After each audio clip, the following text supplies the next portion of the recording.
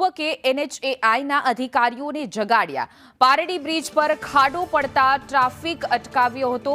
યુવકે ટ્રાફિક રોકાવી વિરોધ કરી ખાડા પુરાવ્યા।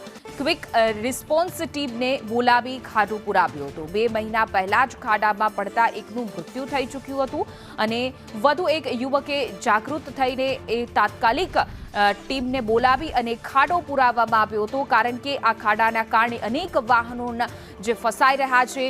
એક વ્યક્તિનું અગાઉ મૃત્યુ પણ થઈ ચૂક્યું છે।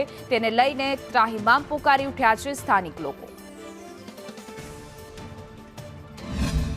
1033 ઉપર ફોન કર્યો NHI અને કીધું કે તમારી ક્વિક રિસ્પોન્સ ટીમ તાત્કાલિક મોકલાવો અને આ ખાડો છે એની જગ્યા તમે અત્યારે, એટલે ક્વિક રિસ્પોન્સ ટીમ 10 થી 15 મિનિટમાં અહીં આવી ગઈ અને ખાડો બંધ કર્યો।